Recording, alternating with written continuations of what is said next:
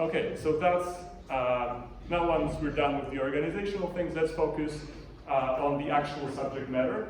So today we are going to talk about technology and entrepreneurship and how those two things are connected.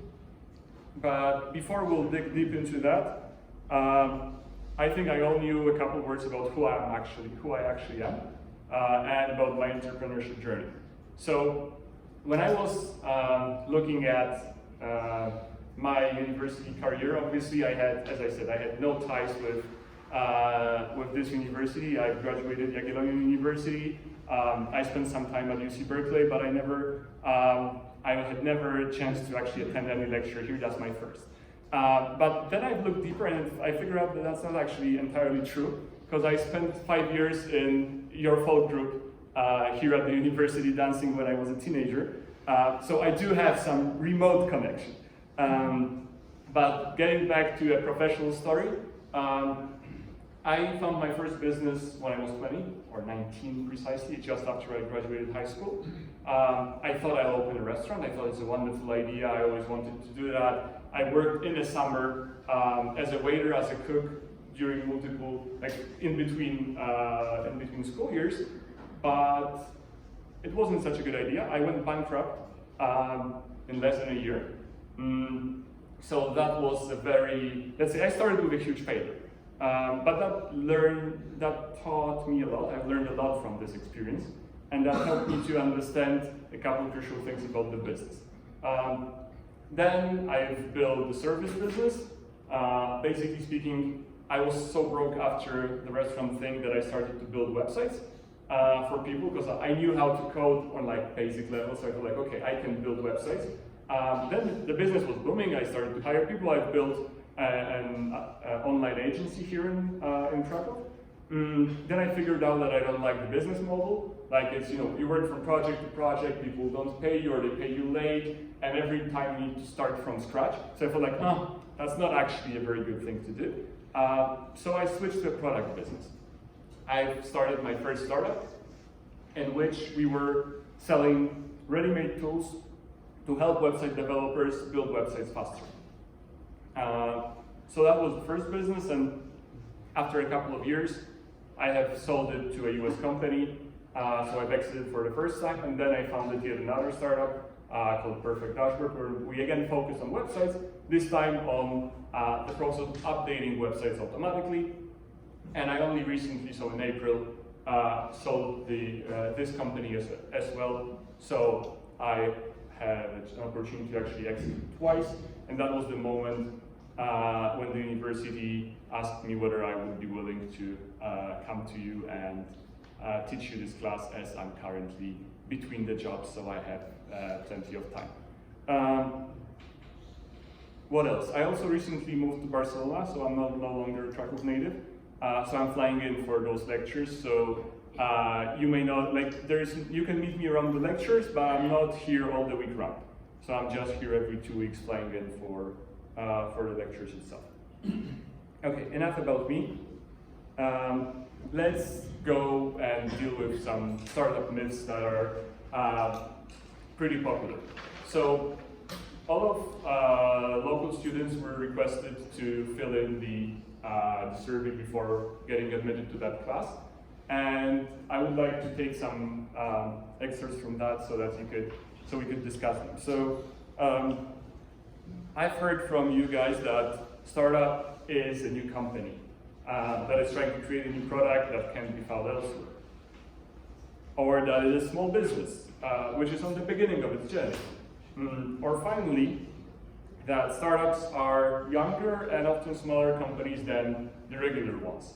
And it all seems to be true, but if you look at the fact that Bolt, Cabify, Freenow were all founded after Uber, so they were not working on anything new, they were already working on the idea that was out there, this definition doesn't really stand well. If you think of a small business, well, Facebook has 40,000 employees right now, and it's still a startup.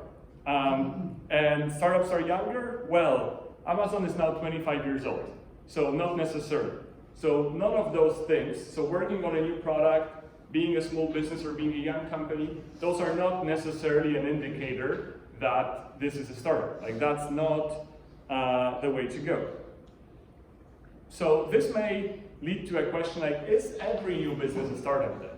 Like if you open a grocery store outside there, is that a startup?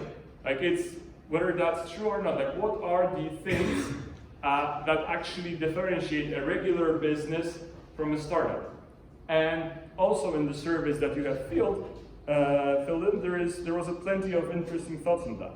So one of you has said that the goal of a startup founder is to find a scalable and profitable business model. That's one. The other one is that startups are meant to create something new and to improve what already exists. That's pretty similar to the one that I had on the previous slide though, but focus on the fact that it's about improving, or it's about bringing the things they are to the next level. And then you have yet another person from the group said that startups are focused on top line and growth potential. That's also true. So those are like three pretty important, three pretty good quotes that kind of resemble the spirit of what startup is. My personal way of saying that, or my preferred way to say that, is actually a quote from one of my mentors and the head of entrepreneurship at UC Berkeley, who says that startup is an act of rebellion. So startup is you realizing that the things the way they are today are broken. Like that the way things are in certain industries, certain verticals are broken beyond repair, and there is a need for a new company to actually come and change that. So look at this closely. It's not about I have a great idea, I think. It's about I don't agree with the way things are today. So I want to change things. So it's not about I have this wonderful idea. It's about I see that the way that things are right now are broken and I want to fix it. It's very important because plenty of young startups are like, I thought of this wonderful idea for an app. That's not the way startups happen, or that's not the way they should happen. It's all about, I see that there is a need for X, or I see that there is an opportunity around this, and that's why I'm building the product to solve it. So if I were to try to create a definition of a startup, which is extremely difficult, I would put emphasis on those three things. So first of all, every startup disrupts the status quo. So it is like opening a new grocery on the other side of the street doesn't disrupt the status quo in any way. It's just a new business there, but it doesn't change the way things are. Like some people have, has easier access to grocery store, and some other grocery store are selling probably less. That's it. And think of the moment Uber has become a thing. Like I don't know if you're old enough to remember how it was before Uber. Like how difficult it was. Like I remember when I first came to Warsaw, the capital of Poland, and I ordered a cab, and it turned out that it takes 15 to 20 minutes for a cab to arrive. I was like, that's crazy. And now with Uber, it takes 5 minutes. You don't need to have cash on you. Like you can just, get dropped off on wherever you want because it's so easy.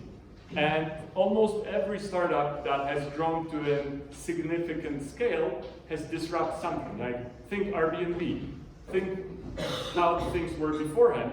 Meaning if you want to travel somewhere, you could either stay with friends and family if you had them in the city, you can stay at the hotel or a hostel, and that was like all of the options you had, mainly. And then guys from Airbnb thought like, people have plenty of unused spaces in their apartments, and they have spare apartments and they don't use. So why don't we connect those people with people who actually want to get to these places for cheaper? And they've seen this opportunity, and that's exactly how they're disrupting the status quo. Like Airbnb now is probably the biggest hotel or accommodation network on earth. Venture size market. That's yet another important thing. What do I mean by venture size market? So each startup operates in a market that has a certain size. So if you want to be a startup, if you want to grow exponentially, so that's one of the requirements, you need to have a big market.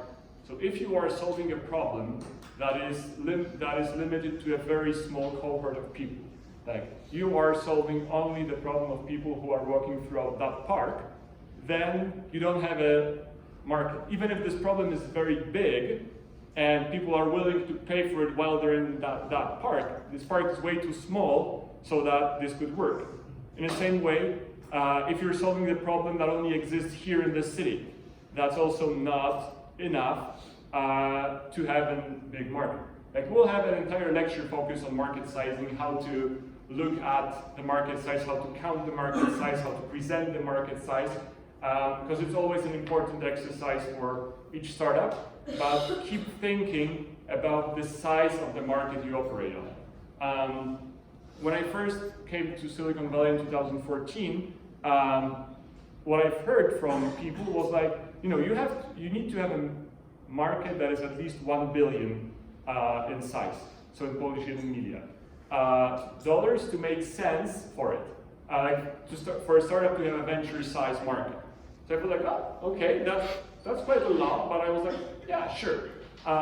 And when I joined Skydeck in 2018, the requirement bumped to 10 billion, sorry. So right now in Silicon Valley, investors require that you have a 10 billion market you can address. So it means that if you look at all the people that have this problem, or all the companies that have this problem, times the price you want them to pay for the problem to go away, that's $10 billion. And that may seem like a lot, but we're living in a global village now, and I think one of the biggest unsolved problems out there is storing power. So batteries that can store the excessive power we generate during the day, and we're not able to then use it throughout the night when there is no sunlight. Like that's one of the biggest problems that people are working in right now, and that's probably like a 1 trillion idea. Probably, if you think of all the batteries out there used in small devices we have, big devices we have, industry uses of batteries, airplanes, trains, everywhere, it's a huge market. And that's exactly the type of problems you should be looking for. Like, it's good if you know the problem yourself, but it's also important if the problem is scalable. It's not limited to you and your friends, but it's a global one. Okay, let's move to the last one, scalability. So one of the most important things in startups is the possibility to move to, let's say, to make the way that your cost level and your revenue level doesn't go in parallel. Meaning that if you increase your sales 2 times, your cost won't increase 2 times. Because if that's happening, for your company to grow exponentially, you will need to add new people, new servers, whatever your business is, in a way that is not very scalable. So to put that in perspective, the expectation for young startups are that it's so-called triple, double, double. So it means that in every first 3 years, you will triple your business. So you will add 300% from year 1 to year 2, then 300% again, then 300% again. That's the triple. And then double, which means that you will add 200% on the year 4, and then yet another 200% on year 5. Of course, always referring to the number that you had at the end of the previous year. So that's a lot of growth, and you cannot achieve that. You will not be able to catch up with providing resources in your company if you don't have a good scalability. So, for example, business with good software, especially in SaaS model, is something that is pretty scalable. Because if I sell more of my app on the App Store, my cost doesn't grow in the same way. Of course, I will need to add some support people. I will need to add some servers, yes. Like there's a difference between having 1,000 users and 1 million users. But except for that, there's not that much of a difference. So that's why this business is highly scalable. In the same time, if you are a hairdresser, and if you want to grow your business 300%, that means that you need to also add 300% to the number of hairdressers you hire, so that you are able to render so much services. So that's why, when you think of startup ideas, that's yet another thing that constitutes a good startup. So the idea that is scalable and that can grow exponentially after that. Any questions regarding that before I move on? Okay. So the startup language. There is plenty of important terms that you will need to know. I'm pretty sure you know most of them. Or if not, then you can easily Google them. The list is long, so I'm not going to go through every single one of that. But I want just to list them for you so that you at least know what to Google for, or you know that this term has a slightly different meaning than the one that we, for example, use in regular life. Also, one important information for people speaking Polish: some of those words doesn't have a good translation into Polish. So that means that we tend to use the English words instead of Polish words. I'm pretty sure you've experienced that in computer science in general, but you'll see certain words like this that are just not, like everyone uses English terms instead of Polish ones. Anyway, a founder and a co-founder, that's probably obvious that those are the people founding the startup, so starting the startup, that's you actually in this class. Like each of you are going to be co-founders of some startup ideas. An investor, found, VC, angel, advisor, mentor. Those also should be fairly easy.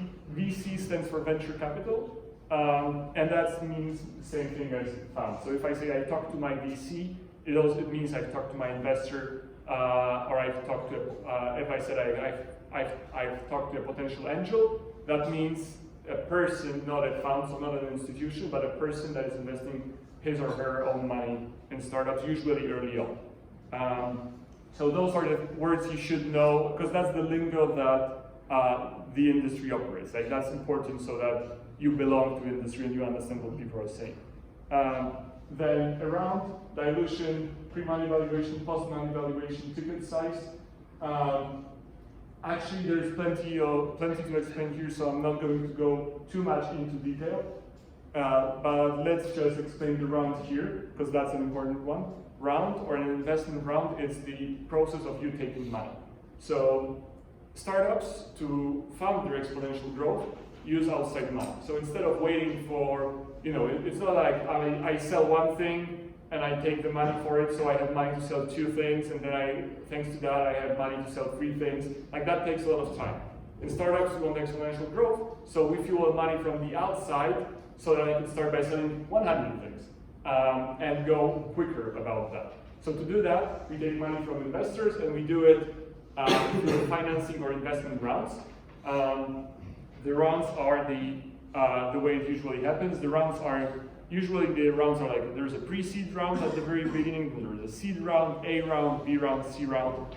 So it's actually the process in which investors are investing the money in the company in exchange for shares in the company. So they become owners, and that also decreases your percentage of the company, because at the beginning you have all the shares in the company, and then the investor gets some of the shares in return for his money. And the process of you having less of the company as a result is called dilution. That's yet another term that I wanted to explain to you. How much time do we have? We're good. So I'll do 2 more for you. Pre-money valuation and post-money valuation. That's actually the terms that we use to determine or to talk about how much your company is worth. Because let's imagine that we're 6 months from now, you have built your companies, you're just after your pitching competition, and one of the people I've invited on the pitching competition then says, I like this idea, I'd like to invest in it. And they're like, but you're like, okay, so how much what I have done throughout the 6 months is worth? Like, how to determine, because if he says, okay, I'm going to put, whatever, $500,000 in your business, it's like the question, how much shares should he or she get in return? Like, how much of the company should you give to them? And the way to think about it is called the pre-money valuation. So the idea is that, well, if we think that something you have built here throughout the 6 months is worth now $2 million, because of the growth potential, obviously, not because things are like, it's usually about the future. And then they're willing to put $500,000 in, that means that the post-money valuation is 2.5 million. So 2 million was worth what was before. $500,000 comes from the $500,000 comes from the investor. So post-money is 2.5, and it means that the investor should have 20% of the company. So, because his $500,000 out of 2.5 million post-money valuation is exactly 20% of the company. So he or she should get 20% of shares in the company. So those are the terms that are used around financing rounds, and the ticket size is basically the size of investment. Like, because people tend dislike to talk about money, they're like, okay, so instead of calling like how much you want to invest, it's like, what's your ticket size? So ticket size is like how much money someone wants to invest. It's just a nicer way to say it. Investment agreement, safe and convertible note. Investment agreement is self-explanatory. Safe is a simple agreement for future equity. That's the very Silicon Valley way of putting money into the company. It's usually done early on if nobody knows how much the company is valued right now. So it's the way of somebody putting money, like investing money in your company, saying like, let's not price it now, we'll price it when the first investment round happens. So I'm investing, whatever, $100,000 in your company, and like, let's see. We're not going to set the valuation now, because it's too early to say whether it's a million or 10 millions. So I'm just putting money in, and the moment the first round happens, I will get to, like, we will price how many shares I will get in return. Convertible note is more or less the same thing, but in Poland, because we cannot legally do safes in Poland, so we do actually convertible loans or notes, which are basically loans to the company that they're converted into shares. Product solution fit, product market fit, and pivot. Three very important terms. Product solution fit is the moment when your solution, I've made a typo, that should be problem solution fit. Sorry. So it's the moment when the problem you're solving, when your solution solves the problem you want to solve. It's the moment when there is a person who says like, yes, I can really solve my problem with this solution. Then product market fit is when you are able to do that in scale, meaning you have 100 people saying the same thing. So it means not only you are able to solve this problem for this particular person, but you have also found the way to get to multiple people or to get in front of multiple people who have this problem. So you know how to find them and you know how to communicate to them so that they want to use your solution. And then the pivot is the moment when something like this doesn't happen. So it's pretty common in startups that you start with an idea and a couple months in you realize that, well, no, nobody needs that. Like, I had this wonderful idea, but there is no need for this solution. So I need to pivot, which means I need to change my direction to focus on something where it works better, or where I just see the bigger opportunity. Like, for example, PayPal has not been started as a payment processing company. They've just realized along the way that actually sending money overseas without huge transfer fees is something people are really looking for. So guys pivoted into that one. Or Uber. Uber actually did not start as the service you know today. Uber actually started as a black limo service. So if you wanted to have an expensive limousine to get to the party, Uber was the place you would call. But then there was this other company called Lyft that focused on those cheap, drives from one place to another. And Uber realized, well, Lyft is growing faster than we are, so we should switch to their business model. So they kind of pivoted from the limo thing to the thing you know right now. So that's why pivot is something, is an important term for you to know. Then traction, growth hacking, and hockey stick. Traction is basically the growth of the company. So if you'll hear a question like, what's your traction? That's the question of, okay, so what's your progress? Like how you're growing. And it's relevant also to pre-product companies. So if you don't have a product yet, so you cannot have sales as your traction, it's usually what's the state of your customer discovery, so what you're hearing from people when you talk with them about the problems, or how far you are with your product development. This, when you are just building your product, that's the traction thing.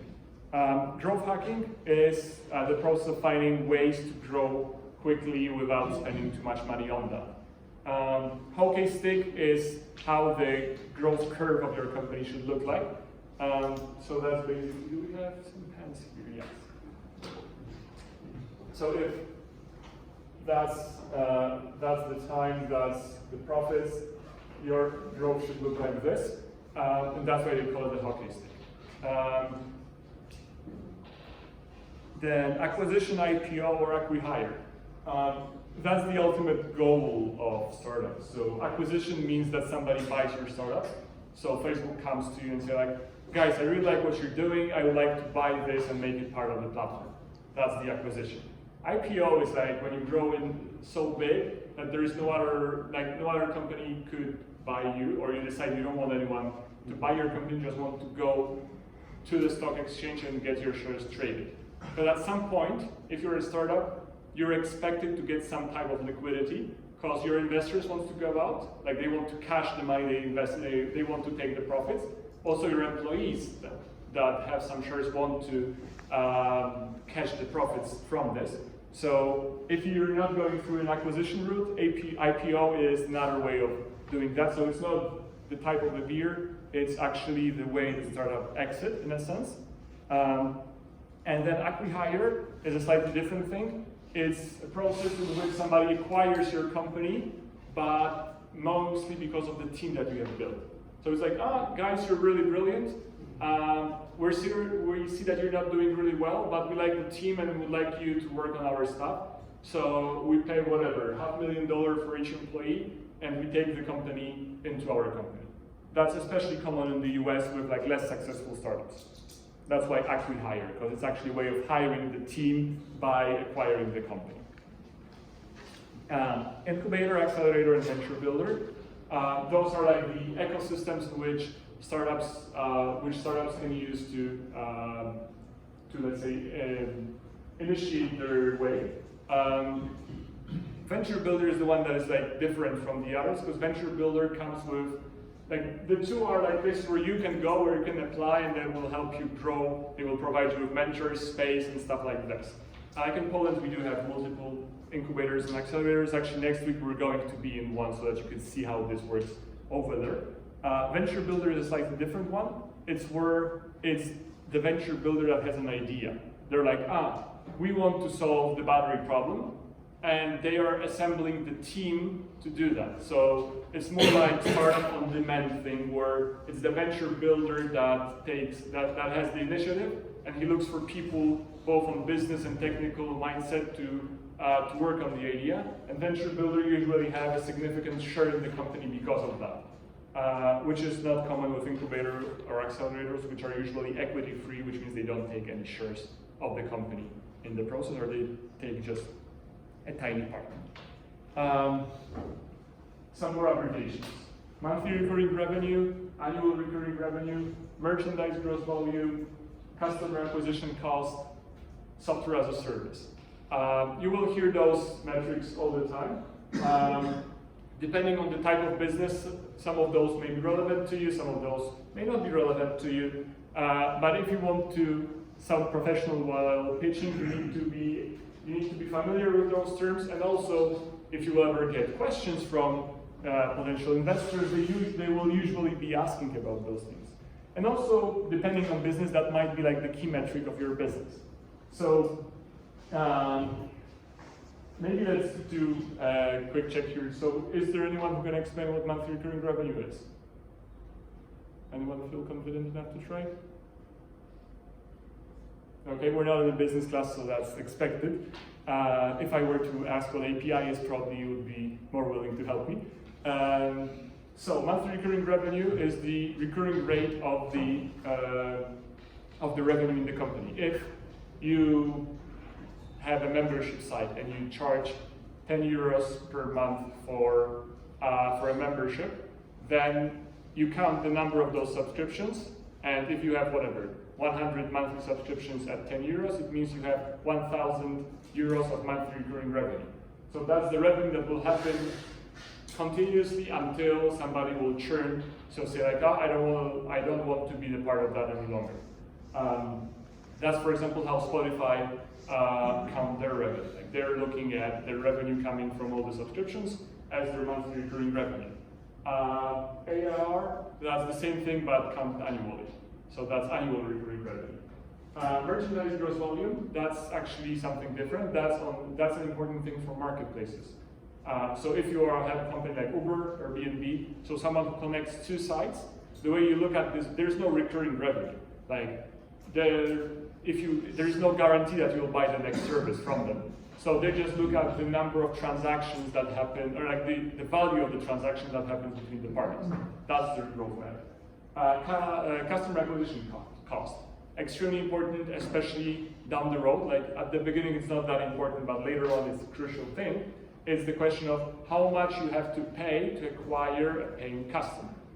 So to give you an example, if you're doing online marketing, it's like how much you can pay for advertisement on Instagram to get a paying user for your app. Because if you're spending more on customer acquisition cost then what is the lifetime value of your customer, so what your customer will pay you throughout the entire lifetime value time with you, then it means that you're losing money on every single customer you get. And especially as you grow, optimizing customer acquisition cost becomes more and more important. And then SaaS, so software as a service, that's probably the most known one. So it's the idea of moving software from the licensing model where you pay for the right to execute certain code to the model where you actually pay for access to the code that is usually available somewhere online. And SaaS is one of the favorite buzzwords in terms of like business buzzwords for the VCs. So right now we see SaaS everything. Like recently I've been advising a startup that is doing nature as a service, which means that they're putting plants in the offices in a subscription model, where you just don't buy the plants for your office, you just pay a fee based on the number of square meters or square feet you have, and you get plants and they manage them and do things like this. So you can now get like everything as a service. I think my toothbrush is actually toothbrush as a service. That's what I would say. Because they send me the new toothbrush every like 3 months saying, it's time to change it. Okay, so you can really have SaaS everything right now. Revenue, cost, profit, and EBITDA. Revenue is basically sales. Cost is how much you need to pay to produce this thing or to manufacture this thing. Profit is the difference between the two. And EBITDA is, it's not a business class, so let's say it's almost profit, just without amortization. Like for now, that'll be enough for you. Once you get your CFO, so your chief financial officer will be the one who will help you to guide the nuances. Basically, for early startups, EBITDA is not something you should be worried too much because you won't have much of amortization anyway. Is that all? No, top line and bottom line. So top line is your revenue stream, bottom line is your profit. That's how you look at it, and that's why you want them to go away from each other. Okay, done with the lingo. Let's look at the startup life cycle. So what do we have in here? The life cycle works like this. Every startup has the early stage where it's all about finding the product solution fit. I keep this here. Once you reach this point, it's the moment you should be scaling yourself. So it's about, okay, I know that I'm solving this problem and people need that. Now it's like, how do I get in front of more people so I could sell more? So I could get from product solution fit to a product market fit. That's the next stage. And then after that, of course, there's even more growth because we want the hockey stick part to happen. And then at the very end, it's either IPO or acquisition, usually. So we're all here right now. And what we're doing throughout this course is actually going through this phase. So we're not going to go further that way. We'll be just focusing on laying foundations for advancement.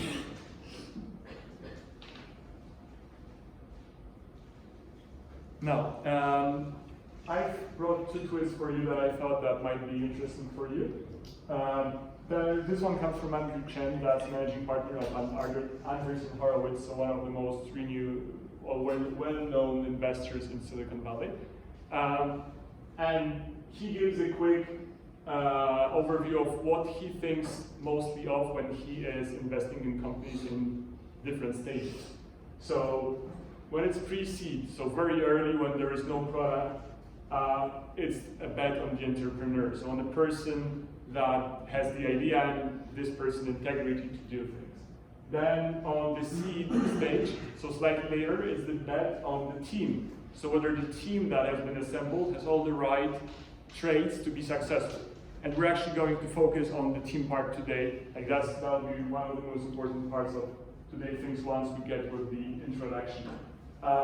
Then in Series A, it's bet on the traction. You see there's a reason for the poke emoji over there. Then it's the bet on the revenue, and then finally it's the bet on unit economics. So how profitable is a single transaction? Like for example, Uber is still losing money on every ride they make. Like their unit economics still sucks badly. And they're looking for ways to improve that, but because there is a fierce competition on the market, it's difficult for them to make that happen.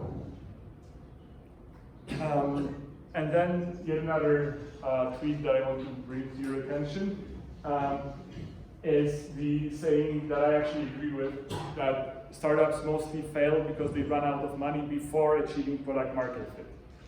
So it's usually the startup graveyard happens when you get some money, you have like some initial traction, you get some money in, you try to scale your business, but you're not able to translate from I'm able to solve the problem of this particular person to I'm able to find a class of these people and access them for like good price so that I could sell to them.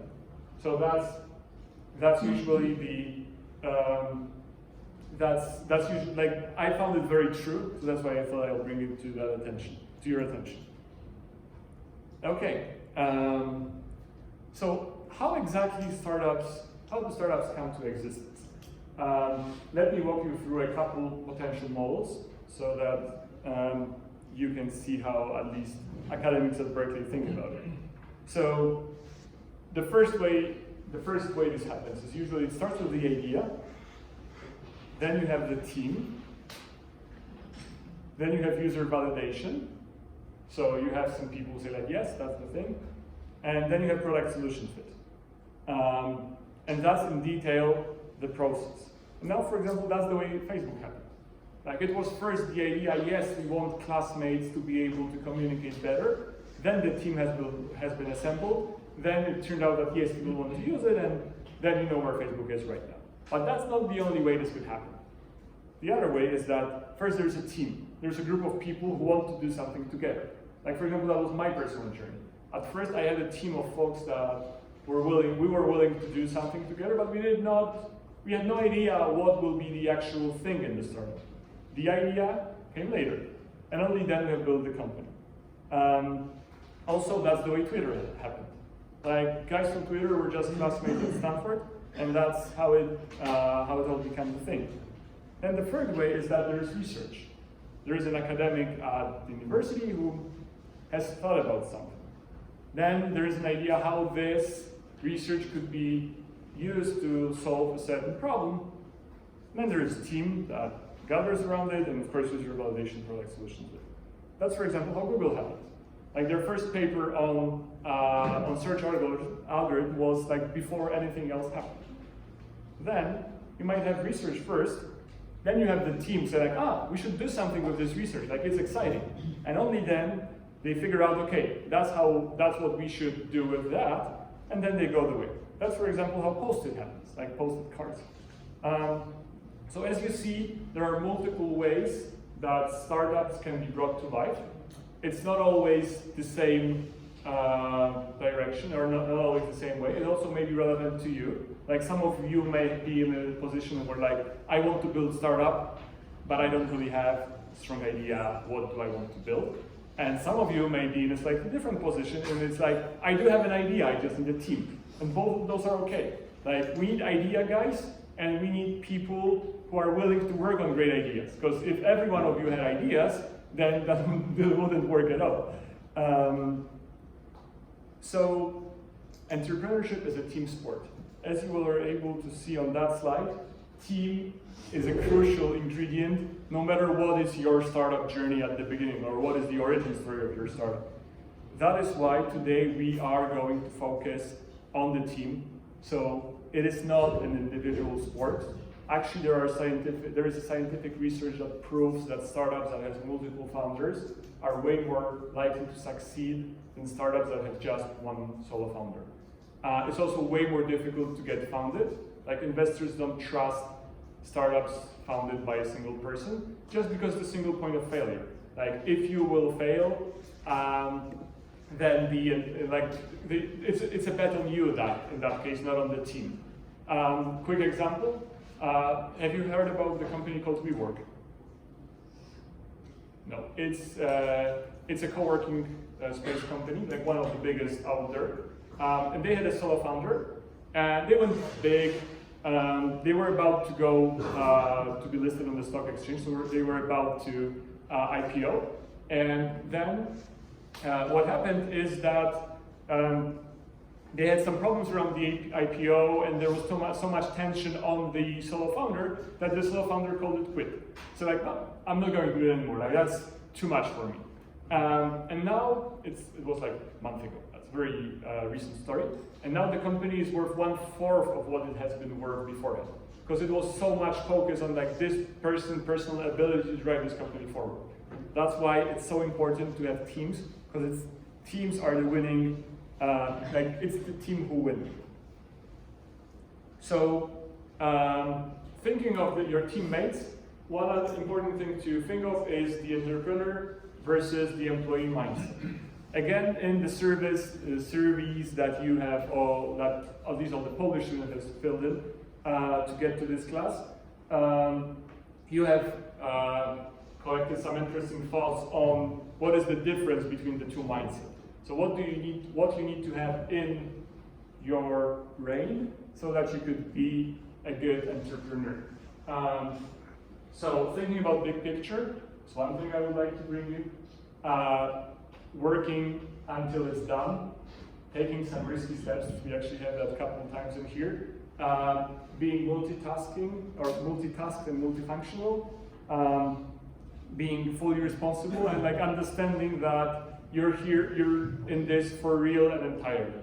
And it's also important for one more reason. Like, most startups fail, meaning that if you start a startup, there's 95% of chance that you will fail and 5% of chance that you will succeed. So it's a risky game. But actually, I think that you win anyway. Why? Because corporations are desperate to get people who have those traits anyway. Like, all the big companies want people who are devoted to their work, who are thinking outside of the box, who feel responsible, who are willing to take action even if it includes some risk.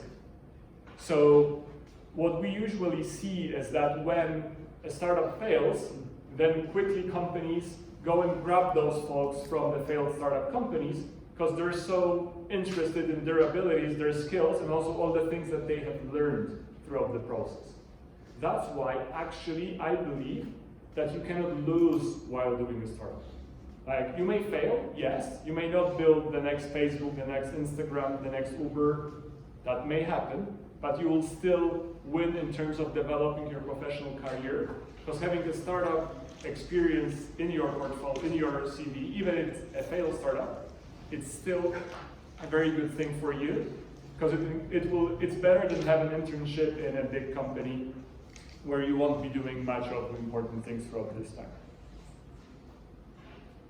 Okay, so what are the key entrepreneur skills that makes you more likely to succeed? First of all, it's the ability to listen. So the fact that you were able to sit through 4 hours and 15 minutes so far and listen to me is a good sign. But it's not only about this, it's about the ability to listen to each other. So it's about the ability to learn from other people. Because no matter how smart you are, you will need information that comes from your customers, from your suppliers, from your teammates, from your investors. All those bits of information are very important, and of course you need to select and pick and choose those. Like, you cannot accept all of that as the truth, but you need to be listening closely to that to be successful. Then the ability of learning constantly. Like, it's never enough. You need to be open to learn new things every day. I will tell you a short story here. When I think it was like 2017, I was about to launch my first product. We've been developing it for like 3 months, and we were like about to launch. The day before launch, I was talking over the phone with one of my US investors, and I was like, you know, Chris, I'm so tired right now, but we're releasing the product tomorrow, so it's all gonna be easy right now, right? I was like, no, it's just going to get harder and harder. And that's true that as your startup progresses, you need to learn more things, more stuff, more difficult things. Like, you need to grow together with your startup, and that will be a pretty fast pace. So if you don't like learning things, dealing with startups will be difficult. And last but not least, brutal honesty is very important. Like, you need to be able to call BS as BS, because otherwise you will lose time, your communication will become less clear. So it's important to be honest with each other, inside your team and outside of your team, because it just makes things way, way easier. Okay, I said that we're going to make pause Q2, but I see I failed, sorry. We'll take like 15 minutes longer, and then we'll make a 15-minute break. So running a startup entails multiple different things, as you see. That's why there's no way you could be expert on everything. There's no single person on earth that is able to do all of those things professionally. That's why you need different people with different backgrounds so that you can cover all of those things. Also, that is why more diverse teams are more likely to survive. So luckily we have quite a few foreign students here. Would you mind raising your hand so that we can identify you guys? So that's actually a real treasure, meaning you can get someone who has a different perspective on things, thank you, who has a different life experience, who have lived in a different country. That's something that makes your startup way more successful, and that increases your chance of survival. Also, I'm very happy that we're not 100% male, no matter it's a computer science class. So good. Again, if you are able to get not only male team, that's a good thing for you. That again increases your chances of survival on this journey. So the more diverse you are in all possible ways, like when it comes to nationality, gender, when it comes to your background, education, like the more diverse you are, the more likely you are to survive because you have more perspectives and you are able to do all of those things. Now, the last thing before we take the break is how you can think about diversity. Because like there are some easy ways to think about it. As I said, like it's nationality, gender, sexual orientation, race, that's easy. But that's not all of not all of the aspects that you may think of while talking about team diversity. So I would like to show you 4 other ways that we will use after the break to actually first do a self-assessment with ourselves and then to actually look for some synergies and right people around the class. So first, like traditional business functions. So you need people who are good in analysis and planning. You need designers, so people who are very creative. You need engineers. That should be easy in this class, but still, you need someone who actually builds stuff and enjoys building stuff. You need someone who can, send a sand on the desert. And you need project managers, someone who will make sure that everyone has submitted their homework, that your slide deck is done on the time it should be done and submitted so that you will be able to participate in pitching contests and multiple other things. Like, those are like traditional roles, and all of those needs to be filled. Of course, you will have small teams, so there might be, like, some of those roles will be, like, you will be wearing multiple hats. That's okay. But there's no way you could be doing all of that by yourself. That's why you need to find people who will be complementary with you. Then, roles. Again, slightly different way of thinking about that. Like, you need people who are able to think of big things, but you need also people who are able to communicate things. You need people who will be able to keep the company together, problem finders, problem solvers, people who are able to execute, people who will say, no, like, this is insane, we're not going to do that, or people who will say, like, no, we're not going to build this entire set of features nobody needs. So it's like you need all of those people in your team, all of those skills in your teams. Then, if you think of dynamic, then clutch, accelerator, and brake is a pretty good metaphor to use that. So you need people who will say, like, yes, we need to go faster. But you also need people who say, like, but our infrastructure is hardly being able to hold the traffic we're getting right now. We can't go any faster. And then you need someone who will actually make sure those two don't fight to death, and that'll be the clutch. So again, that's another layer of team dynamics that you need to look at while thinking of your team. And then the final is the famous Silicon Valley triptych. So a hustler, a hacker, and a hipster. So someone who is able to sell, someone who is able to build things, and someone who is able to design things being pretty or made with love. So those are the four. And as I said, listening is your secret weapon here. So it's not about the information you give, it's about the information you gather. While forming the team, it's all about whether you will figure out the right people to work with you. Okay, I've promised the attendance code. So now we can go back to Moodle. If you don't have a Moodle account, just send me an email with the attendance code, like you can do it right now, and I will just add it to Moodle the moment you will get the Moodle account.